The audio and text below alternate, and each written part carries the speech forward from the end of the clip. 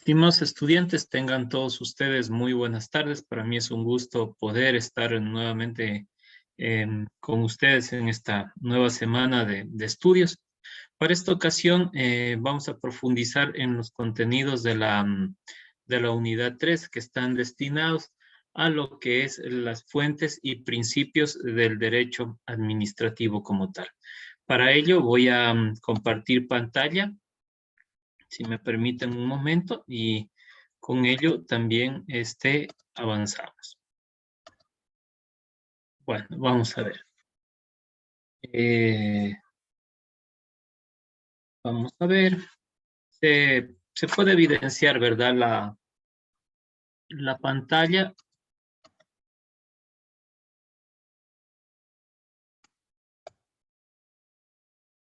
Ya, perfecto. Vamos a ver.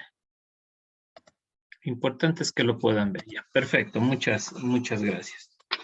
Como les decía, esta semana nos enfocamos básicamente en lo que es la unidad 3.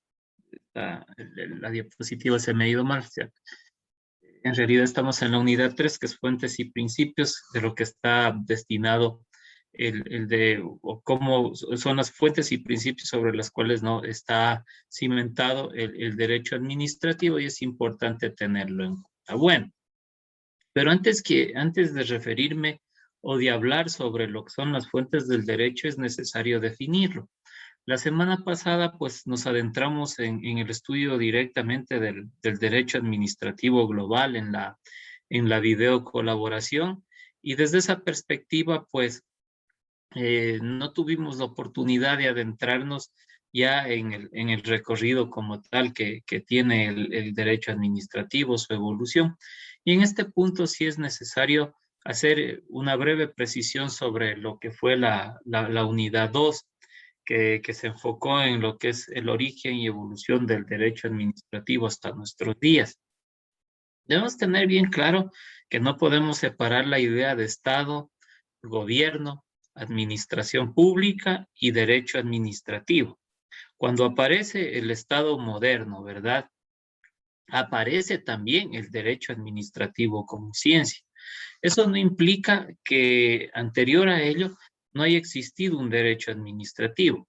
Todos los pueblos y las culturas del mundo, en realidad, han tenido su forma de organización, han tenido su forma de gobierno, han tenido su especie, llamémosle así, de Estado, han tenido una especie de administración pública, pero claro, no bajo esos nombres, ¿sí? No bajo esos nombres ni con las características que hoy conocemos a la administración pública o al derecho administrativo como tal. Entonces, entendiendo ello, debemos de tener presente que sí, el derecho administrativo a raíz de la Revolución Francesa aparece ya como ciencia, como una ciencia que estudia a la administración pública, y podemos ver esto en su recorrido histórico en cuanto a su evolución, porque ahí tenemos los criterios legalista, formalista, realista, de servicio público, en fin, y aterrizamos hoy en día en lo que es ese criterio subjetivo. Y este criterio subjetivo, pues, enfoca o centra su atención en la administración pública como objeto de estudio del derecho administrativo como tal.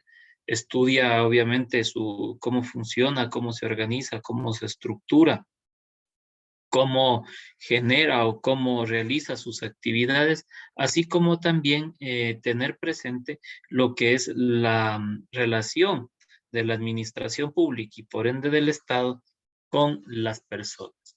Frente a esa definición que tenemos hoy en día, y que ustedes van a encontrar algunas de ellas expuestas en el texto básico, en la guía didáctica, vamos a ver que hoy en día esa es una marcada influencia, ese criterio subjetivo, pero que también hay otro criterio, el objetivo, donde ya se dice que hay que dejar de estudiar la administración pública para enfocarse más bien en lo que hace, en lo que realiza como tal en sus funciones, y también a ahondar un poco más en lo que es la relación con las personas.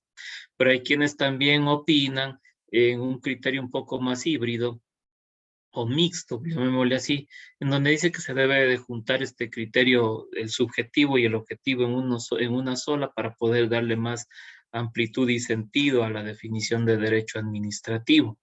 Sin embargo, también hay autores como por ejemplo el profesor Béjar, que dejé en la guía didáctica hay un artículo científico en el capítulo 2 o en unidad 2 para que ustedes lo puedan leer, y él propone, ¿no?, un criterio teleológico, perdón, que pueda también unir al derecho administrativo, a estos diferentes criterios que hay hoy en día. Pero claro, no sabemos hacia cuál de estos criterios vamos a pasar, si a un teleológico, a un criterio objetivo, a un criterio mixto. Eso los estudiosos en la materia y los filósofos en la parte del derecho administrativo van a ser los que nos van a orientar ese camino. Sin embargo, tener siempre presente que hoy en nuestro mundo contemporáneo prima el derecho o el criterio subjetivo al momento de definir el derecho administrativo. Por otro lado, yo me quedo con la definición que señala el profesor González Navarro, ya la señaló hace algunas décadas atrás, pero él señalaba que el derecho administrativo era el derecho del poder para la libertad del ser humano. Y en realidad tiene mucho sentido si nos enfocamos a lo que estamos viviendo hoy en día en nuestro país. Vemos cómo los derechos de las personas y la persona mismo es el centro de todo bajo la actual Constitución, que la administración pública está en una posición de servicio. Entonces, básicamente, esta definición nos lleva a vivir lo que hoy estamos viviendo en Ecuador, valga la redundancia, en el sentido de que decimos que el derecho administrativo es el derecho del poder, y eso tiene mucha razón, porque la función ejecutiva que está a cargo de la administración pública es verdaderamente un poder. El derecho administrativo es ese derecho bajo el cual trabaja, bajo el cual opera el poder, pero claro, bajo ciertos principios que primarios, básicos, que debe de respetar. Y en ese sentido, pues ese derecho del poder me permite que la persona pueda vivir en libertad, pueda desarrollar sus derechos sin más limitaciones que las únicas que están contenidas en lo que es la Constitución y la ley. Entonces podemos darnos cuenta cómo es tan vigente, ¿no?, un criterio dado algunas décadas atrás, hace más de 2 o 3 décadas atrás, y tiene muy plena vigencia hoy en día esta definición. Pero yo creo que el derecho administrativo debe de ir enfocado hacia él, ¿no? A regular el poder, a darle legitimidad, a darle potestad, a darle competencias al poder para que pueda garantizar esa libertad del ser humano que se radique en sus derechos y obviamente en su dignidad. Eso, desde esa perspectiva, yo considero, al de menos personalmente, que el derecho administrativo puede ser definido también en nuestros días y basado también en lo que es la realidad ecuatoriana. Para mí prima mucho y es muy importante esta definición, que inclusive en algunos de los materiales que ustedes tienen, yo la he citado. Pero bueno, pasando ya al tema que nos compete y siendo necesario esta parte para no dejar en el aire, no entrar a ver directamente las fuentes y los principios, sino sustentarlo con la debida fundamentación. Debemos de entender el tema de las fuentes y principios. Primeramente vamos a partir con las fuentes. Las fuentes del derecho administrativo debemos de entender que también son las mismas fuentes que las del derecho en general, ¿sí? Y en este sentido existe lo que es la teoría de las fuentes del derecho y siempre para decir o para generar derecho siempre se parte de dos fuentes, de fuentes materiales, que son hechos que acontecen en la realidad, que se suscitan dentro de la sociedad y que por su importancia, su relevancia, necesitan ser llevados o necesitan ser transformados en norma, ¿sí? Y por otro lado, pues tener también esas fuentes formales, que no es nada más ni nada menos que ese proceso de de creación de la norma. Ya aquí hablamos de esa técnica legislativa, de ese procedimiento que está en la Constitución, que me dice cómo se debe de expedir una norma. Esa es la fuente formal, ¿no? El proceso que se sigue para llegar a constituir la norma como tal. De ahí que es muy cierto que también autores como el doctor Patricio Sequeira Durango señale que las fuentes del derecho se encuentran en la sociedad. Las fuentes del derecho administrativo pues también se encuentran en la sociedad. Vamos a extraer de esa realidad los aspectos más relevantes para transformarlos en norma. Pero debemos ser muy conscientes que todo esto que les he señalado anteriormente parte desde un criterio doctrinario, ¿sí? Desde el punto de vista de autores ecuatorianos como tal.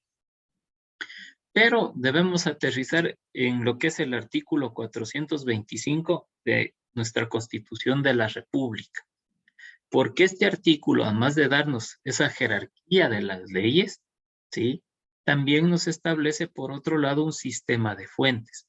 Este sistema de fuentes va a permitir el desarrollo del derecho en general y, claro, en nuestro caso va a permitir el desarrollo del derecho administrativo como tal.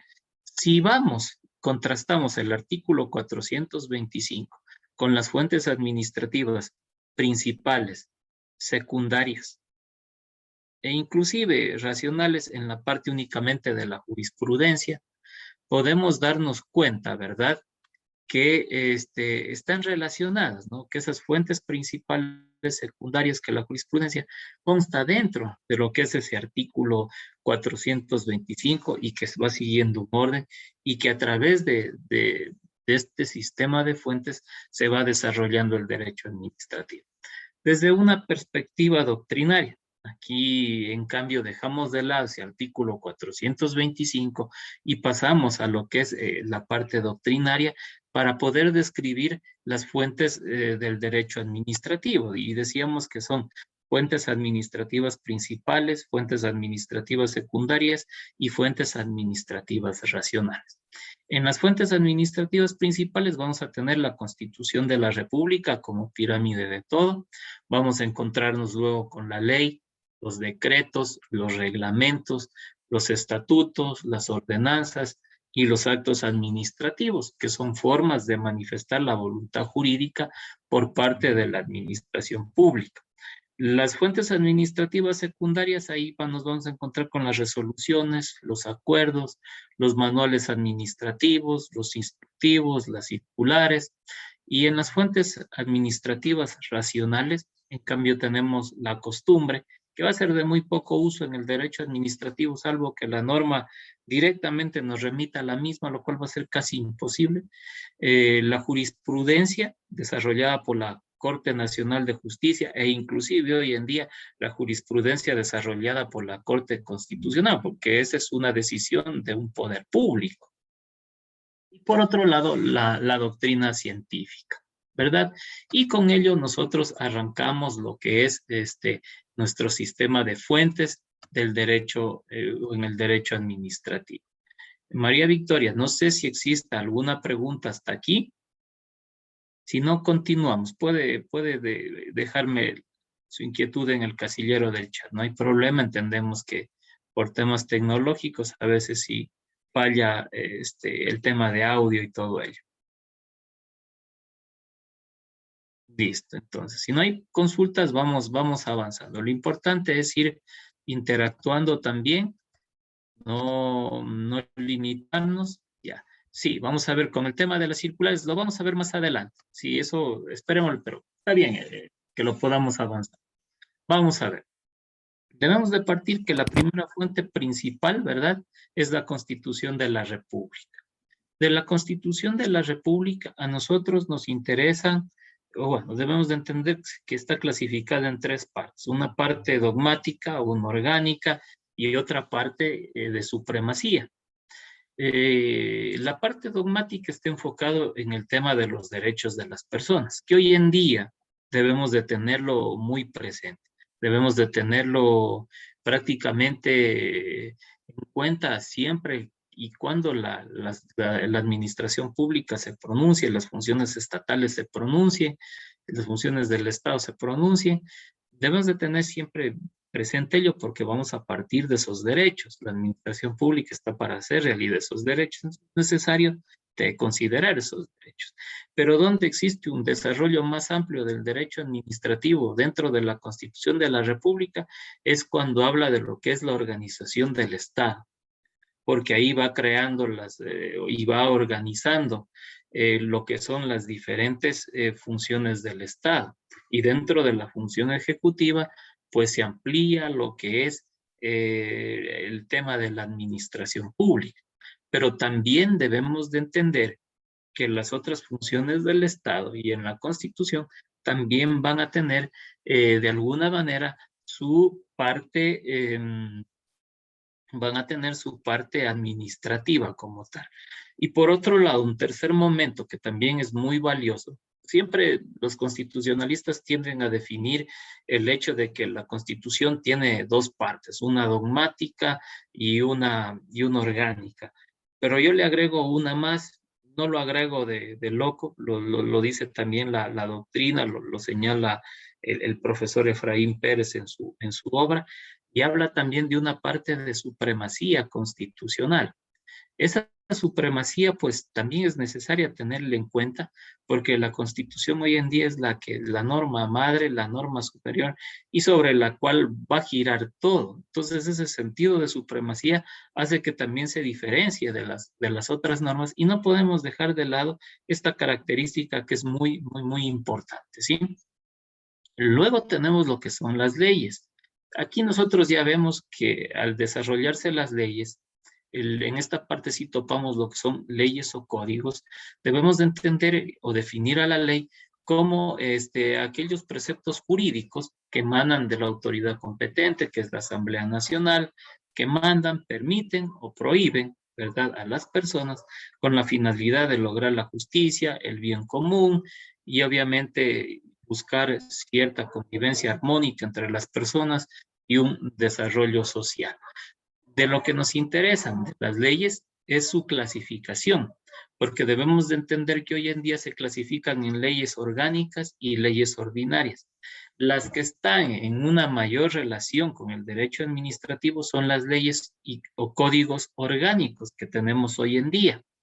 Debemos de entender que estas leyes orgánicas desarrollan derechos constitucionales bajo los cuales es necesario crear cierto aparataje y cierta institucionalidad. Si ustedes se dan cuenta, por ejemplo, el Código Orgánico Administrativo, ¿qué regula? Regula todo lo que es la administración pública y señala también pues que está allí para atender los derechos de las personas, de que la administración pública es un servicio puesto al servicio de las personas, de sus derechos. Entonces, ese Código Orgánico Administrativo, ¿qué va a regular? La estructura, la organización de las administraciones públicas, les dotará de sus competencias para que puedan actuar, para que puedan manifestarse, a fin de garantizar los derechos de las personas. Entonces vemos, ¿no?, cómo las leyes orgánicas aseguran un derecho establecido en la Constitución, garantizado en la Constitución, y a más de ello, esta norma me trae la estructura, la institucionalidad de una administración pública. Por ejemplo, tenemos el Código Orgánico de la Función Judicial. La función judicial se encarga de lo que es el servicio de administración de justicia.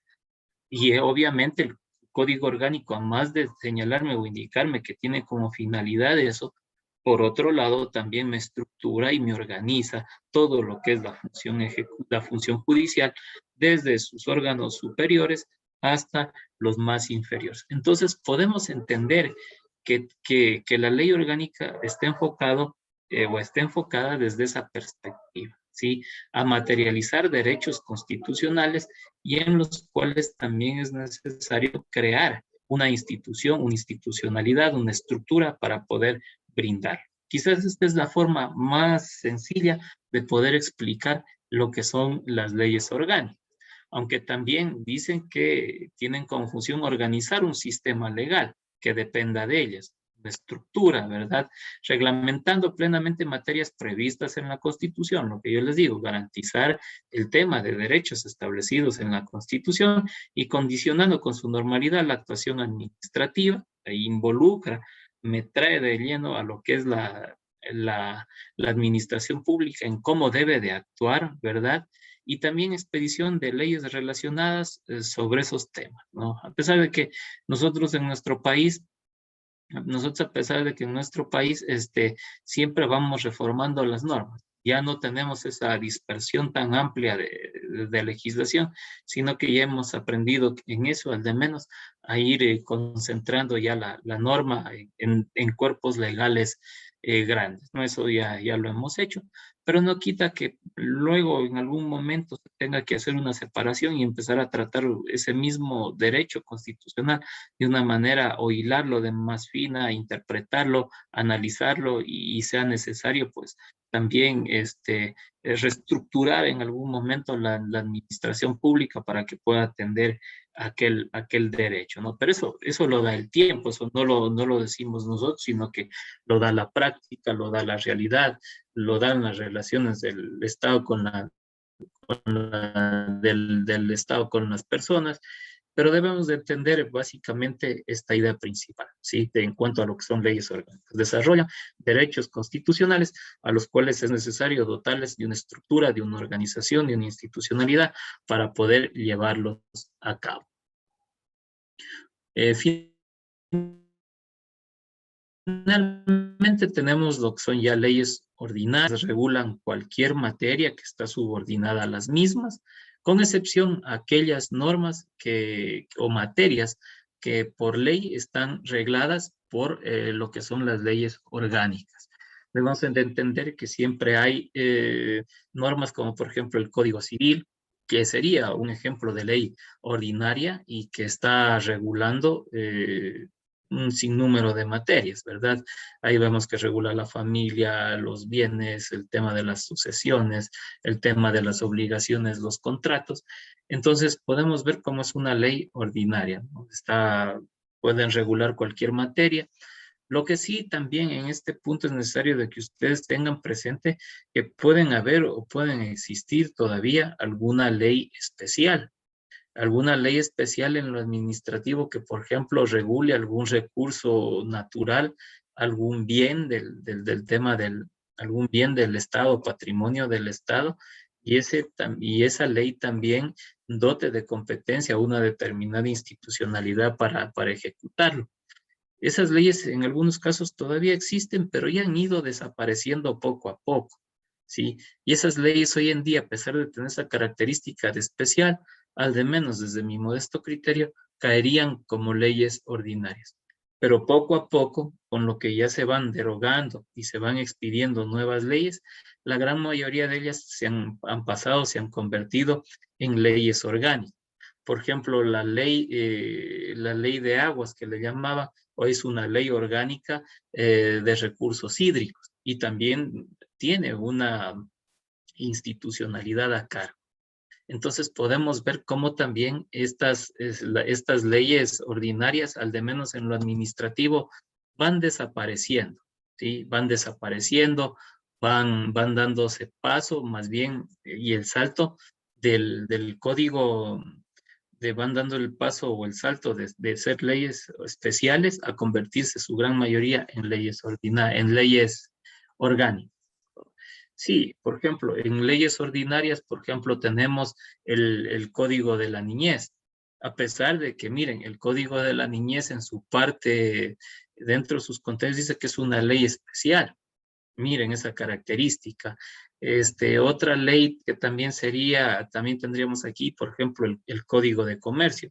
Esto, ¿por qué hago alusión? Y no me refiero a leyes que son propias del derecho administrativo, porque la gran mayoría de normas del derecho administrativo están ubicadas, ¿verdad?, en lo que es la parte de las leyes orgánicas y, como les digo, algunas leyes de tipo especial, que ya son pocas, quedan pocas, y que obviamente al derogárselas y en entrar en vigencia unas nuevas leyes que van a regular esos temas, pasan a llamarse código orgánico o pasan a llamarse ley orgánica de tal tema. Por ejemplo, nosotros teníamos anteriormente lo que era la ley de contratación pública. Esa ley de contratación pública, pues, era una ley de tipo especial como tal. Luego pasó a ser una ley orgánica, Sistema Nacional de Contratación Pública. Y allí, ¿por qué? Porque regula todo lo que son los procedimientos contractuales del Estado, de contratación pública. Y por otro lado, pues tenemos esa institucionalidad que es el CERCOP, que se encarga pues de regular lo que es y de emitir las políticas públicas, los lineamientos, las directrices en esa materia. Entonces, miren cómo hemos dado ya ese salto. Hemos dejado de utilizar leyes ordinarias, hemos dejado de utilizar leyes especiales y hoy en día las normas en derecho administrativo casi todas se manejan a través de una ley orgánica o de un código orgánico. Eso lo debemos de tener muy en cuenta. Por otra parte, también dentro de estas fuentes principales administrativas tenemos los decretos. Los decretos son aquellos actos mediante el cual el presidente de la República desarrolla su delegación legislativa. En este punto, pues actúa también como colegislador. Aquí también actúa con base en las competencias constitucionales que tiene. A través de los decretos, él expresa su voluntad jurídica como autoridad. ¿Sí? Y debemos de entender que sí, tenemos, pues, y si vamos a lo que es el artículo 425 de nuestra Constitución, vemos que los decretos y reglamentos están basados, están enfocados en un mismo, en un mismo escalón, llamémosle así. Vamos a verlo. Sí, miren, lo tenemos, lo que son los decretos y los reglamentos, ¿verdad? Entonces, ¿qué pasa? Por medio de los decretos realizamos esa delegación legislativa, el presidente de la República actúa como colegislador y también cumple esas funciones propias o de expresa a través de ellos su voluntad jurídica basada en las competencias que constitucional y legalmente posee. Pero solamente en nuestro país, solamente el presidente de la República puede expedir lo que son decretos. Y todo decreto tiene lo que se conoce como fuerza de ley. Hay materias, hay temas que el presidente de la República pues debe de emitir, se debe de cumplir y obviamente eso tiene una fuerza de ley. Vamos a ver, tenemos más preguntas. Cuando habla de reglamento, ¿se refiere solo a los emitidos para cada ley? Sí, sí, sí. Y ya a continuación vamos a, vamos a topar también esta parte, sino que debemos de entender que la generalidad, ¿sí? De los decretos o el sentido o el término decreto es un sentido muy amplio, ¿sí? Muy amplio porque abarca todas las competencias y potestades que tiene el presidente de la República. Y ustedes van a ver que toda expresión de la voluntad jurídica del presidente de la República se va a dar a través de los decretos. Siempre se va a dar a través de un decreto. Inclusive, cuando va a expedir un reglamento, él decreta, ¿no? O expide el reglamento como tal, ¿sí? Entonces, el reglamento viene contenido dentro de un decreto, porque es la forma en cómo el presidente de la República manifiesta su voluntad jurídica y es como actúa también como colegislador. Entonces, el término decreto sí es muy amplio porque abarca todas las atribuciones y competencias que tiene el presidente de la República. También debemos de entender aquí la parte de los reglamentos, ¿sí? El reglamento, si bien es expedido por el presidente de la República, aparece como otra forma de fuente, ¿verdad? No se queda en esa línea de los decretos y se diluye ahí. Más bien, el reglamento ha tenido un peso muy fuerte en toda la historia del derecho administrativo. Y si ustedes revisan la doctrina internacional, la española y de algunos otros países, van a encontrar que se empiece estudiando el tema de las fuentes del derecho administrativo y arranca directamente con los reglamentos. Porque si seguimos esa visión que tiene el profesor García de Enterría cuando define el derecho administrativo, que dice es un derecho de naturaleza estatutaria, es porque se va desarrollando, ¿no? Se va gestando una serie de normas, una serie de regulaciones que en su gran mayoría vienen dados por los reglamentos, ¿sí? Vienen dados por los reglamentos y el reglamento ha jugado un papel muy importante. Lo malo es que nos hemos perdido, y esto también lo ha hecho nuestra legislación, nos hemos perdido en un sinnúmero de reglamentos, reglamento de tal cosa desde nivel nacional hasta un nivel sumamente inferior en cuanto a lo que es jerarquía para actuar. Entonces sí, es necesario también ir regulando, ir reduciendo toda esa infinidad de normas, ese abuso que se ha hecho de normas, pero señalar que el reglamento sí es una fuente muy importante. Si vamos a los estudios extranjeros, tiene un peso muy fuerte y en el nuestro también. Sí, en el nuestro también. ¿Por qué? Porque ahí vamos a evidenciar la presencia del derecho administrativo como tal en el reglamento, si bien la ley, ¿verdad? Que contiene, hablemos por ejemplo de la ley orgánica del Sistema Nacional de Contratación Pública, me explica todo lo que son los procedimientos contractuales, qué tipo de procedimientos hay y todo ello, me habla por otro lado del CERCOP y toda la cuestión, perfecto. Cuando el presidente de la República, en su calidad de colegislador, por eso hablamos, que son disposiciones de carácter jurídico general que nacen de un acto unilateral del Ejecutivo por mandato directo de la Constitución y la ley, es porque esa competencia de expedir reglamentos o esa potestad reglamentaria solo le sirve al presidente de la República. Entonces debemos de entender que en el caso que yo les he colocado como ejemplo, el reglamento, ¿qué me permite? El reglamento me permite ejecutar o realizar lo que está establecido en esa ley, ¿sí?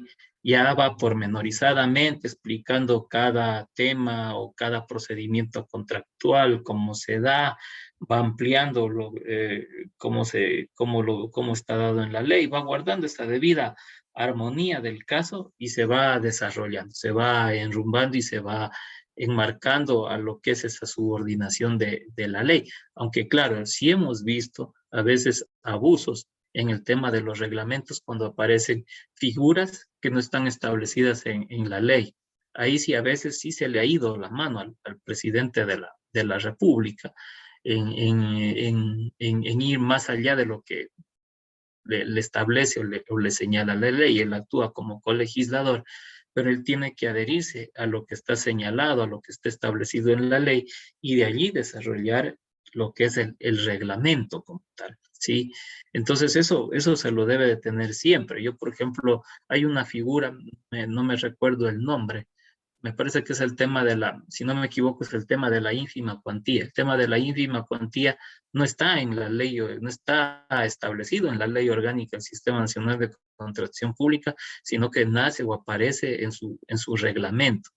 Lo correcto hubiera sido que esa figura hubiera nacido en la ley, se haya establecido en la ley y pueda el reglamento regular ese procedimiento de la manera más adecuada. Sin embargo, no lo hace, es más bien sui generis la situación, porque en el reglamento se crea esa figura y eso no se puede hacer. Eso hay que tener mucho cuidado y hay que respetar lo que me señala la ley. Si la ley me señala, me dice, yo obviamente desarrollo en el reglamento el procedimiento para esa figura, pero yo no puedo crear figuras, ¿sí? Por crear en un reglamento, sino que todo tiene que estar enmarcado en esa jerarquía normativa como tal. Entonces, esta potestad reglamentaria también tiene su clasificación. Sí, estos reglamentos también se clasifican en dos clases de reglamentos. Primeramente tenemos los reglamentos de ejecución, ¿sí? Tenemos los reglamentos de ejecución que son nada más ni nada menos que aquellos se refiere a aquellos en los cuales, por ejemplo, se va a dar cumplimiento o se va a permitir el hecho de darle paso o de cumplir lo que esté establecido en la ley. Por ejemplo, tenemos la ley orgánica del Sistema Nacional de Contratación Pública, pues para ello también hay su reglamento general a esta ley, ¿sí? Y ese reglamento va a facilitar el cumplimiento de esa ley. Esos son los llamados reglamentos de ejecución, ¿sí? Y ahí nosotros nos podemos dar cuenta porque es claramente, y siempre vamos a encontrar el término reglamento general a la ley orgánica de, o a la ley de, ¿sí? Entonces ahí vemos cómo aquí está actuando el presidente de la República a través de su potestad reglamentaria, expidiendo lo que en doctrina se conocen como reglamentos de ejecución. Pero también podemos encontrar, miren, o lo que se conoce también como reglamentos autónomos, que son aquellos que nacen, por ejemplo, sin necesidad de una ley previa. Pero lógicamente el presidente de la República tiene esa competencia para poder desarrollar ese tipo de regulaciones.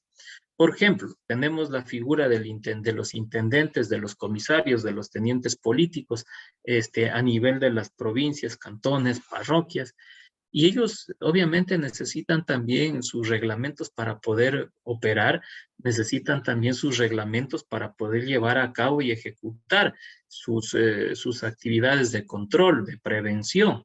Miren, hoy en día que estamos viviendo la pandemia, ¿verdad? También es necesario, pues, regular, dar unas normas bajo las cuales ellos tengan que cumplir sus labores de prevención y sobre todo ahora de control. Vemos que por allí el presidente ha expedido, ¿no? Por ejemplo, regulaciones sobre el funcionamiento de bares y discotecas, reglamentos en cuanto a lo que es el procedimiento que deben de tomar en operativos de control las diferentes autoridades y también, claro, basado en sus otras competencias y atribuciones constitucionales y legales, él también puede ir creando reglamentos que obviamente no tengan como pilar la ley, sino que nacen para poder regular una determinada actividad o una determinada potestad de control o de prevención y que es necesario pues hacerlo. Ahí entendemos el tema de lo que son los reglamentos autónomos. Cuando yo digo reglamento para normar el funcionamiento de bares y discotecas, ahí yo tengo entendido allí, veré y me daré cuenta que estoy haciendo alusión a un reglamento autónomo, porque no tiene el término reglamento general que solamente lo poseen eh, las, eh, los reglamentos de ejecución. Cuando hablo yo de un reglamento de ejecución, hablaré de un reglamento general a la ley D, ¿no? A la ley orgánica D.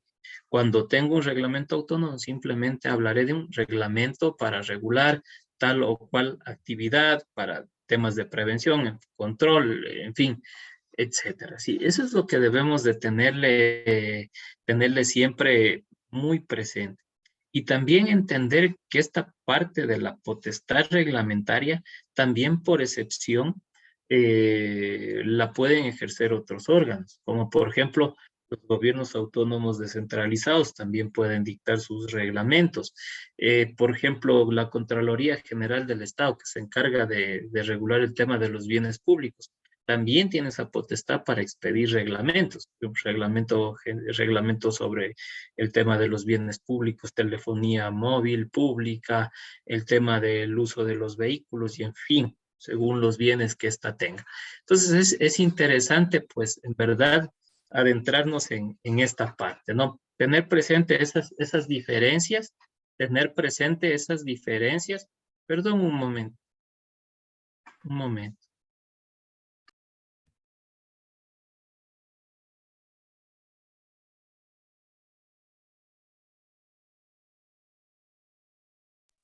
Lo que les decía, perdón.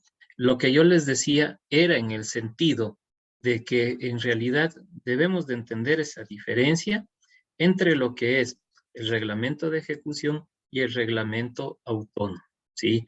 El reglamento de ejecución tiene un fundamento en una ley y el reglamento autónomo tiene su fundamento en las competencias asignadas por la Constitución y la ley al presidente de la República, a un órgano estatal como por ejemplo la Contraloría General del Estado, los gobiernos autónomos descentralizados, que sí se les otorga, ¿no? Y en sus leyes está el hecho de otorgarles esa potestad reglamentaria. De ahí no tenemos más reglamentos en ese sentido. Estimado doctor, Luego, sí, adelante, María Victoria. ¿cómo está? Muchas gracias.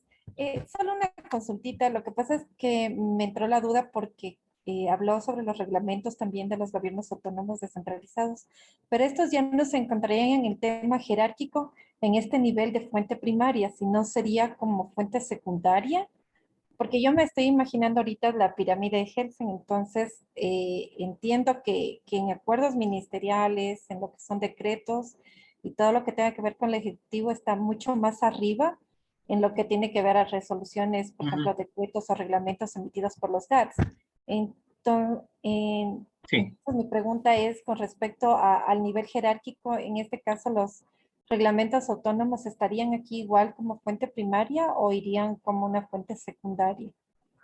Bueno, no los podríamos establecer como fuente secundaria porque sirven para normar, para regular las actividades de los GATS. Sino que, claro, ¿no? Si nos vamos a dar cuenta en el tema de los GATS, ellos emiten los reglamentos a través de ordenanzas, ¿sí? Y entonces la ordenanza es la que le contiene a ese reglamento. Si ustedes van y revisan, ven que hay una ordenanza que expide el reglamento tal de tal cosa. Pero obviamente, claro, debemos de entender que también los gobiernos autónomos descentralizados tienen esa autonomía. Pero claro, y bajo esa autonomía y en ejercicio de sus competencias, ojo que no, ellos no pueden, los gobiernos autónomos descentralizados, en el ámbito, ellos podrán actuar y expedir también sus reglamentos en el ámbito de sus competencias. Quizás en ese sentido los reglamentos de ellos son más restringidos, ¿sí? Vienen a ser más restringidos a diferencia del presidente de la República que quizás tiene más abierto para su rango de acción para poder actuar y poder atender los requerimientos que nazcan en la sociedad y que necesiten de alguna manera también ser reglados, ¿sí? Pero vemos que los reglamentos que emiten los gobiernos autónomos descentralizados más bien tienen ese carácter restringido y están más apegados a las competencias que tienen. Por ejemplo, bajo un reglamento no se pueden, por ejemplo, no se pueden ir o no se pueden arrogar una función que es propia del presidente de la República. Bajo un reglamento no se pueden ir por encima de lo que me señala una ley. Más aún si esa ley ya tiene su reglamento general.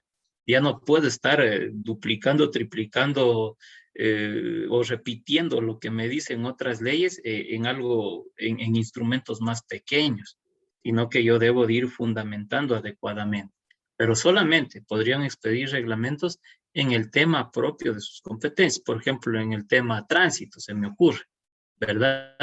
En el tema tránsito, sí, poder expedir sus reglamentos para que pueda funcionar de manera adecuada. Por ejemplo, el tema de los agentes de tránsito, en el tema de los procedimientos que tienen que tomar en cuenta, pero obviamente todo eso van a ser a la luz bajo lo que son las ordenanzas, que todos ellos tienen que también regularse de esa manera. Entonces, sí, veámoslo y no podemos decir que sean fuentes secundarias a lo mejor.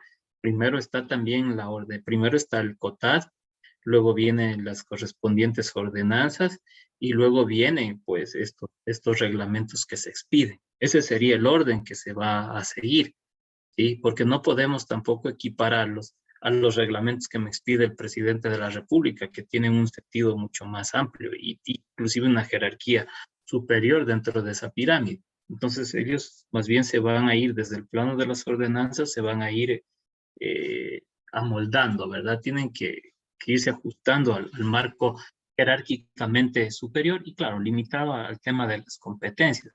Por eso les decía, o sea, por regla general, el presidente de la República es el único que puede expedir reglamentos. Por excepción, el tema de gobiernos autónomos descentralizados, Contraloría, por citar ejemplos. pero fuera de ello ya no se podría expedir reglamentos. Luego se hablan de reglamentos orgánicos funcionales, pero más bien es ya la forma interna o la estructura interna de cómo se maneja en las diferentes instituciones o entidades, ¿sí? Que tiene que estar alineado pues al marco legal y respetar esa jerarquía sobre todo, ¿sí? En el tema de los, María Victoria, ¿quedó claro? Muchas gracias. Ya. Entonces, vamos a avanzar. Yo creo que se ha hecho amena la clase. Vamos ya a su tiempo y no hemos pasado de lo que son de las fuentes principales, pero creo que estamos bien. En cuanto a los estatutos, por ejemplo, nosotros debemos de entender que estos están enfocados a colectivos o a personas de derecho privado, pero debemos de entender que estos estatutos son expedidos o son, no expedidos, perdón, la palabra exacta son aprobados. Sí, estos estatutos son aprobados por la administración pública en los diferentes ministerios, en fin, etcétera, según la finalidad que estos entes colectivos privados persigan, ¿sí? Simplemente también ayudan a crear derecho administrativo, a crear una organización, una estructura para que estos entes privados puedan funcionar. Pero aquí lo vinculamos en lo que es la aprobación, ¿sí? Desde que lo aprueba la administración pública, un ministerio. Si ustedes se dan cuenta, por ejemplo, los estatutos ya no constan dentro del artículo 425, porque ya no van a normar nada a nivel estatal, sino muy por el contrario, van a regular entes de derecho privado o personas jurídicas de derecho privado, que básicamente no tienen un impacto en la vida pública. Lo que aquí en este punto sí debemos de destacar es de que el único estatuto que pervive en nuestros días dentro de la administración pública y funciona y está en vigencia es el Estatuto del Régimen Jurídico Administrativo de la Función Ejecutiva. Ese estatuto está en plena vigencia y sirve para estructurar, para organizar lo que es la función ejecutiva como tal. Ha quedado para darle esa facilidad al presidente de que pueda crear ministerios, suprimir, fusionar, separar, extinguir los ministerios como tal. Entonces necesita un cuerpo legal que le permita hacer ello, ya que por ley se vería muy limitado. Para poder desaparecer algo que esté establecido en la ley, tendría que ir a la Asamblea Nacional y él no podría ejercer sus actividades de forma más rápida y con la urgencia que a veces se necesita. Entonces, es el único, el ERJAFE que les señalo, es el único estatuto de derecho público, llamémosle así, que pervive en nuestros días. Pero eso es con el ánimo de poder darle facilidad para que la función ejecutiva pueda organizarse, pueda estructurarse de una manera más rápida. Allí vamos a encontrar, por ejemplo, las funciones de los ministros, de los gobernadores, de los intendentes, de los jefes políticos, de los tenientes políticos, porque va en toda la escala, ¿sí? Ese quizás debamos de estudiarlo como parte o en este punto como fuente del derecho administrativo. En el tema de las ordenanzas no voy a profundizar porque sabemos que estos son los cuerpos legales mediante los cuales los gobiernos autónomos descentralizados ejercen las competencias que están establecidas en la Constitución y en el Código Orgánico de Organización Territorial, Autonomía y Descentralización, COTA. Y aquí su clasificación es ordenanzas provinciales, municipales, cantonales, y en lo que es el tema distritales, en lo que es el tema del Distrito Metropolitano de Quito, que es el único que existe, ¿no? Como vemos, aquí no hay prácticamente mayor problema en la parte de las ordenanzas, ¿no? Es legislar las competencias que tienen estos gobiernos autónomos descentralizados. Y un punto final, ya en lo que son las fuentes principales, nos vamos a encontrar con lo que es el acto administrativo. El acto administrativo no es nada más ni nada menos que esas manifestaciones o esas declaraciones de la voluntad jurídica de las administraciones públicas, de los órganos públicos que crean, modifican, reconocen o extinguen una situación jurídica de carácter individual o que en pocas palabras, ¿no? Crean, modifican, reconocen o extinguen los derechos. Por ejemplo, una declaratoria de utilidad pública. Ese es un acto administrativo, es una declaración de voluntad, ¿sí? Donde me está modificando o me está extinguiendo, por ejemplo, mi derecho a la propiedad, ¿sí?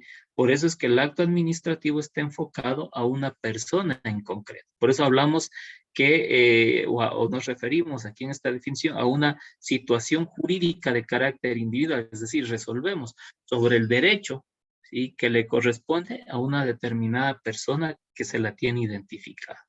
Y estos actos administrativos ocurren a diario, es la actividad o tienen lugar en el quehacer de las administraciones públicas. Eso los vamos a ver todos los días, porque en realidad las diferentes autoridades o las máximas autoridades de cada institución se están pronunciando permanentemente, están tomando decisiones que van en beneficio de lo que son las personas, y esto lo hacen a través de lo que son los actos administrativos. Yendo a lo que son las fuentes secundarias, nos encontramos con el tema de las resoluciones y los acuerdos administrativos. El tema de las resoluciones y los acuerdos, nosotros vemos que eso le corresponden, por ejemplo, a los ministros, a órganos también colegiados que hay, ¿sí? Que toman decisiones, y vemos que ya en jerarquía vamos bajando también. Al inicio hablábamos del presidente, de los gobiernos autónomos descentralizados, de la Constitución, y vamos ya descendiendo ya al trabajo en sí, por ejemplo, a través de las resoluciones que emite algún ministerio o de algún acuerdo también. Las resoluciones, ¿qué debemos de entender? Que son los pronunciamientos también que hacen las máximas autoridades, donde resuelven situaciones puestas a conocimiento por parte de una persona, por el procedimiento ordinario, por el procedimiento sancionador, ¿verdad? La autoridad logra resolver, toma una resolución sobre el caso puesto en su conocimiento. Los acuerdos, en cambio, son situaciones o son decisiones en donde se resuelven situaciones de carácter legal, pero que son de un interés general. Por ejemplo, los ministros de Estado actúan basado en lo que son acuerdos, actúan o desarrollan su voluntad jurídica a través de lo que son los acuerdos, ¿verdad? Ellos emiten los acuerdos en donde emiten disposiciones generales. Por ejemplo, en el Ministerio de Salud, un acuerdo administrativo en el cual rige para todas las direcciones provinciales de salud o para todo el sistema de salud algún tema puntual basado en el ámbito de sus competencias, ¿verdad?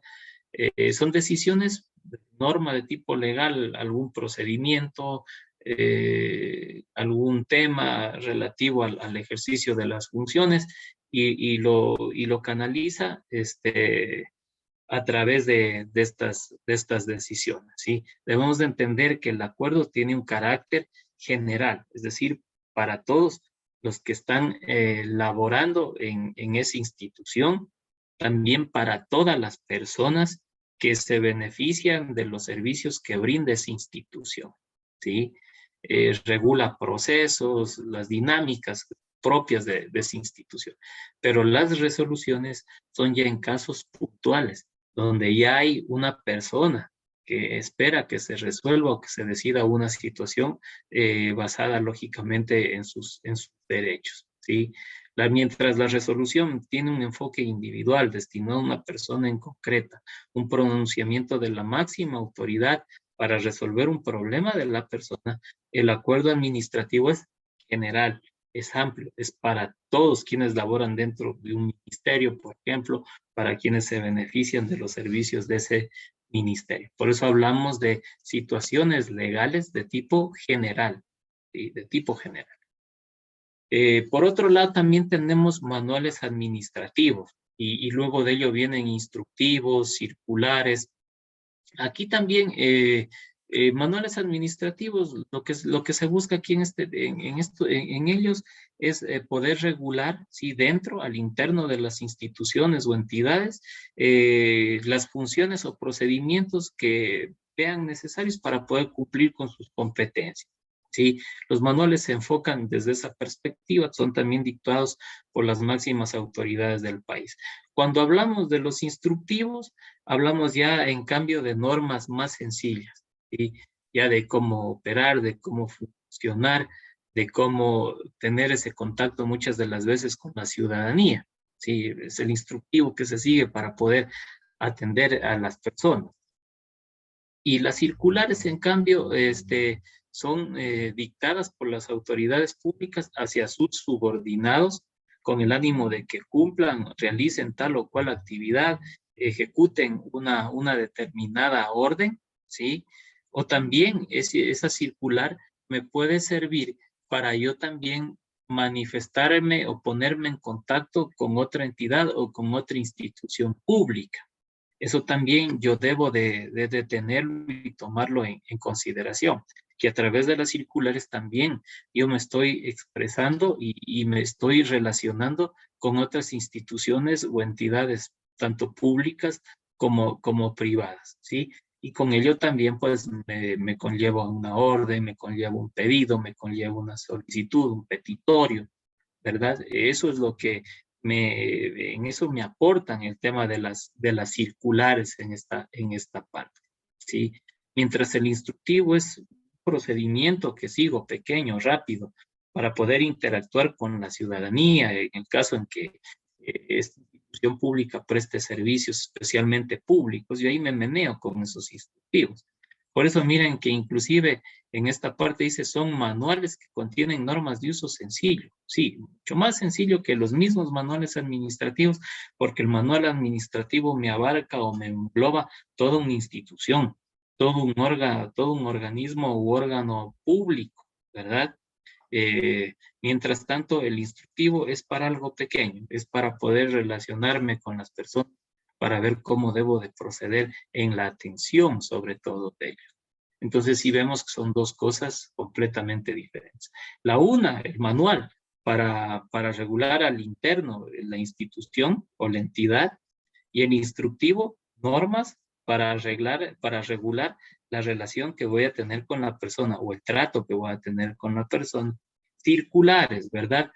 Para expedir órdenes, solicitudes, petitorios hacia los subordinados o también para poderme relacionar con otras instituciones o entidades públicas o privadas. ¿Está claro, María Victoria, está aquí? Usted tenía una pregunta acerca de las circulares. Más bien, no sé si acotarle allí que el tema es que en las circulares se manejan los memorandos a nivel interno y los oficios a nivel externo. Sí, sí, sí, sí. Ujú, sí, es que exactamente allí vamos adentrándonos en el tema de que sí, vamos en esta parte, eh, hablamos de un memorándum cuando yo envío órdenes del superior al inferior y también reporto, pues trabajo allí y cuando salimos hacia las otras instituciones vamos con lo que son también los oficios circulares, ¿no? O circulares también. Sí, ahí no hay ningún inconveniente. Claro, lo que estamos viendo nosotros son aspectos desde la perspectiva doctrinaria también, pero ya en cada país va tomando forma. Y está muy bien tu caso porque sí, tenemos el tema de los memorándums para poder manifestar, ¿sí? Para dar órdenes y todo ello. Hay inclusive las órdenes de servicio también en, en, en lo que es ya el trabajo diario de la administración pública. Tenemos estas órdenes, también tenemos órdenes de servicios donde se nos dispone que hagamos tal o cual cosa.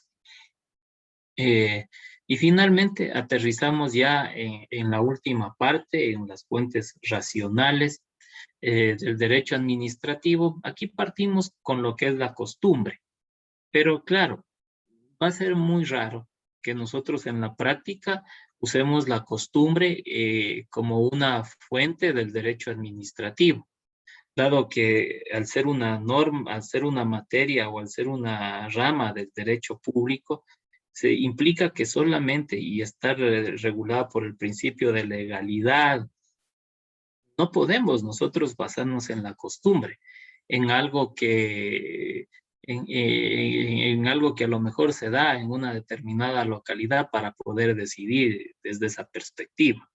Si no podemos hacer uso de la costumbre, excepto, ¿sí?, en aquellos casos en donde la misma ley administrativa nos señale que debemos proceder de esa forma y actuar según la costumbre.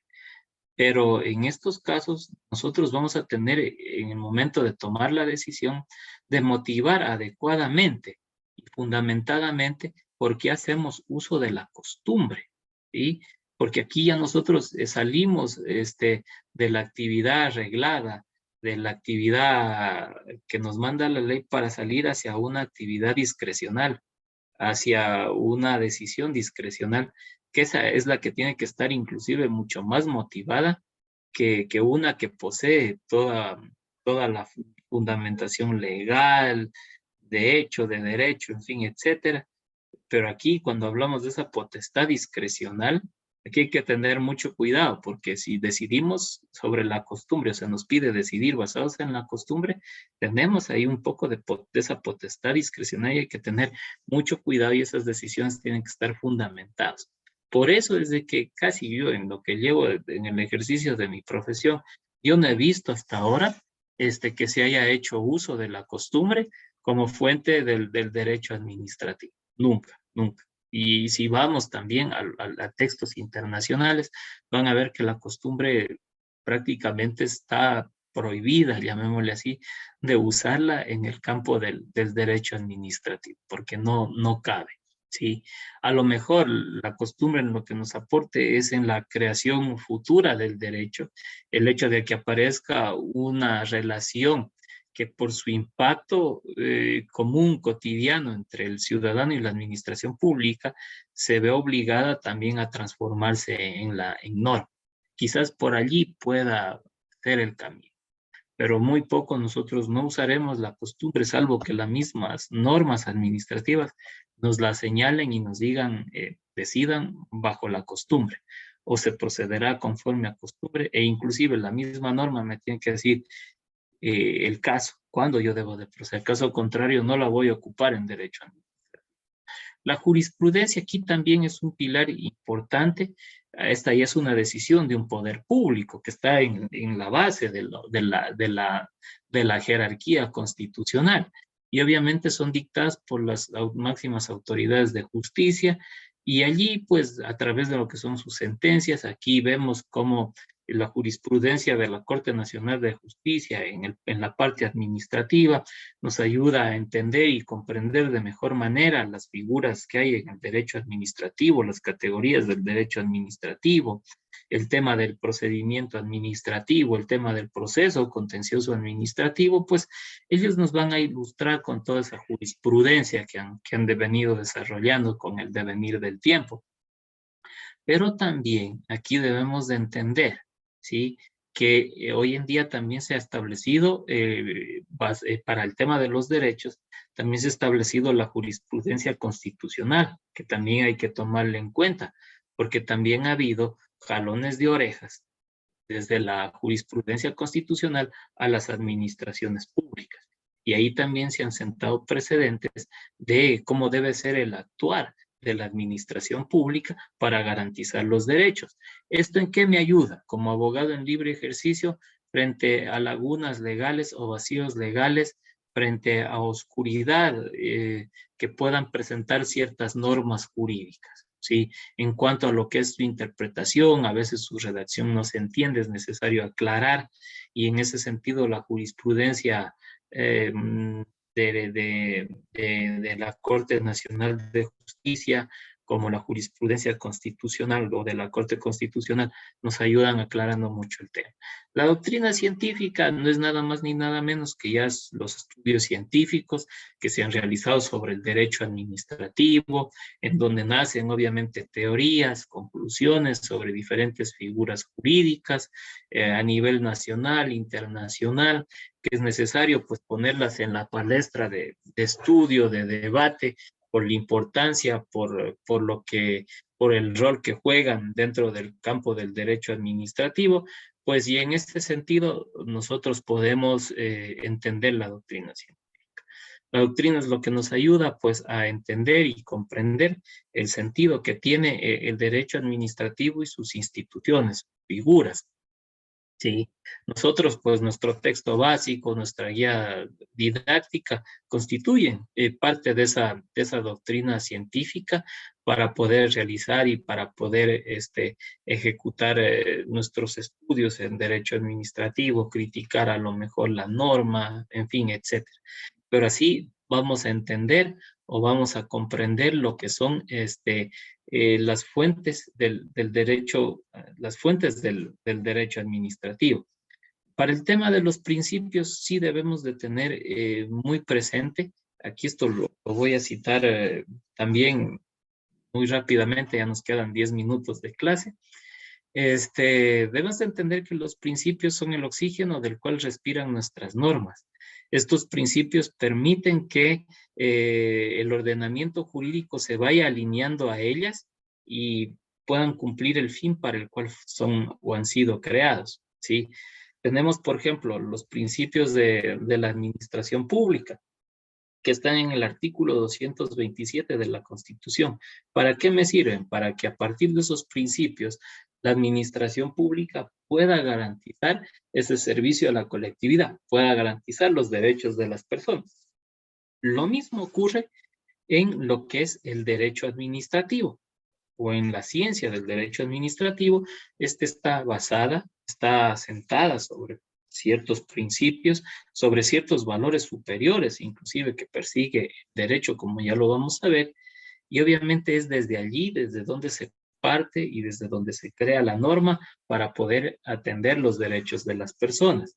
Los principios sobre los cuales se basa el derecho administrativo, y donde también vamos a ver que se vincula mucho, se relaciona mucho con algunos principios que son básicos para entender el Estado, la administración pública, porque aquí debemos de entender que todos nacieron, todos tuvieron un mismo punto de partida, que fue la Revolución Francesa.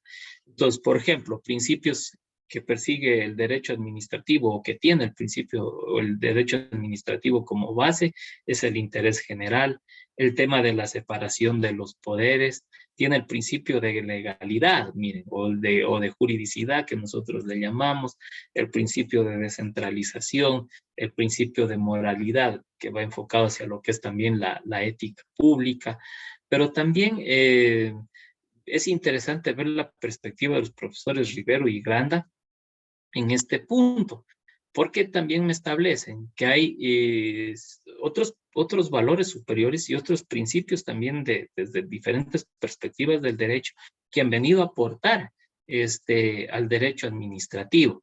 Por ejemplo, dentro de los valores superiores, en primer puesto está el tema de la dignidad de la persona. Habíamos hablado ya y nos hemos referido fuertemente al tema de la dignidad de la persona, un valor superior que debe perseguir el derecho en general, pero sobre todo el derecho administrativo. Hablamos de la libertad, en esa definición que les decía, el derecho administrativo es el derecho del poder para la libertad del ser humano. Encontramos esa libertad como un valor que que queremos alcanzar, ¿verdad? Que ese individuo se desarrolle en plena libertad. Por otro lado, tenemos otro valor superior que es la justicia, obviamente, el tema de la igualdad, el tema del pluralismo, ¿no? El respeto, por ejemplo, a la disidencia, que lo podemos ver. En Ecuador, por ejemplo, ¿qué valores superiores hemos querido vivir desde la perspectiva de nuestra Constitución? La solidaridad, la equidad, la justicia social, la sustentabilidad, la interculturalidad, la plurinacionalidad, que nosotros encontramos estos principios expresados en lo que es el artículo 1 de nuestra Constitución, ¿verdad? Ahí encontramos todos esos valores superiores y esas formas en cómo es el Estado, ¿no? Cómo se lo define, cómo se estructura, cómo se interpreta. Entonces nosotros estamos enfocados también hacia esos principios, hacia esos valores, en este caso valores superiores. También tenemos principios generales del derecho que también se han incorporado, como por ejemplo la prohibición de enriquecimiento ilícito, la buena fe, para poder actuar o con la que actúan las autoridades públicas. Tenemos también los principios de derecho público. Y aquí tenemos, por ejemplo, la separación de los poderes. Miren, la legalidad, la razonabilidad, es decir, el tema de motivar las decisiones, la interdicción de la arbitrariedad que no cabe en el mundo del derecho administrativo, ¿verdad? Y otros principios técnicos que aquí ya nos aportan otras ciencias también, especialmente las ciencias administrativas como coordinación, eficacia, eficiencia, transparencia, el tema de la ética, por destacar los principales. Pero podemos ver cómo el derecho administrativo, además de nutrirse de sus propios principios, de sus propios valores, también acude, ¿no?, a valores superiores, a principios generales, a principios de derecho público, a principios técnicos. Obviamente por las características que posee la asignatura, que posee la rama como ciencia, como parte del derecho como tal. Y es muy importante que ustedes también en su guía didáctica revisen esta parte, profundicen, tengan una idea clara, sólida de los principios. No nos enfoquemos tanto, lo que yo siempre les digo, no veamos a la ley como que si fuera el fin último del derecho administrativo. Las leyes administrativas es fácil coger y aplicarlas a rajatablas por su sentido restrictivo, ¿sí?, por su interpretación gramatical que tenemos. Debemos acudir o cumplir a ella tal como está al pie de la letra. Pero debemos de entender que esa no es la finalidad del derecho. La ley no es el fin del derecho, sino que las leyes simplemente van a ser un medio. Las leyes van a ser ese hilo conductor para poder hacer realidad los derechos de las personas. Entonces también es necesario pensar, ¿sí?, hoy en día, sobre todo a partir de la Constitución del 2008, también pensar y aplicar esa ley basado en los principios. Pero no se trata de que en esta parte los principios simplemente sean meros enunciados. Yo tengo que justificar en las decisiones, en mis decisiones como autoridad, por qué aplico el derecho, por qué aplico ese valor, por qué aplico ese principio, porque estoy obligado a manifestar y a señalar por qué y en qué parte lo voy a ejecutar para poder garantizar un derecho a las personas. Sino que, claro, las autoridades, especialmente quienes les asesoran, todavía tienen miedo a entrar a utilizar el tema de los valores, el tema de los principios, para poder garantizar el derecho de las personas. Entonces quedan todavía mucho en la forma, en lo de afuera, se queda en el medio se quedan en lo que es la norma, ¿sí?, y en esa interpretación a rajatabla, cuando nuestra Constitución ya nos dice que podemos decidir también, además de tener la norma, decidir también basados en torno a esos principios, que son importantes, que son relevantes. Y si vamos a ver hoy en día las sentencias judiciales, la Corte Constitucional, todas ellas se enfocan y deciden basado en principios y luego ese principio lo van aterrizando en la norma, lo van haciendo que concuerde y van tomando las decisiones, que considero que eso es lo más adecuado en los actuales momentos. Hoy también tenemos que ver que de alguna forma la autoridad que toma decisiones o el juez en la parte judicial o el juez constitucional en Corte Constitucional, ellos también hoy en día están creando derechos y derecho basado en los principios, en la correcta interpretación de ellos, de su sentido, de su alcance, de cómo debemos de entenderlos. Porque también debemos tener presente que estos principios de alguna manera ya la ley los ha arreglado, los ha convertido en reglas y también me empieza a dar su sentido, su alcance. Entonces, de allí la importancia también de poder trabajar adecuadamente el tema de los principios y no dejar de lado esta parte que también es muy, muy importante. Pero nunca veamos a la ley como un fin, sino simplemente como un medio para poder hacer derecho, para poder cumplir esos valores superiores, para poder cumplir esos principios generales en beneficio de las personas. Hasta aquí mi clase del día de hoy. Les agradezco por su presencia. No he grabado en el paralelo en donde tenía previsto hacerlo porque no se ha conectado nadie en estos días. Aprovecho la presencia de ustedes para poder atender sus preguntas, sus consultas Y de mi parte, yo le agradezco a María Victoria que está presente en esta ocasión, quien también nos ha propuesto preguntas, ha despejado sus inquietudes y también les motivo a todos ustedes para poder seguir trabajando y poder seguir también contando con su presencia en las clases virtuales. Recuerden que estos son espacios de formación muy importante para nosotros, que a pesar de ser calificados, podemos profundizar y hablar de los temas. María Victoria, muchas gracias, muy amable, que tengan todos ustedes una excelente semana. Igualmente, muchísimas gracias, estimado docente. Una buena noche.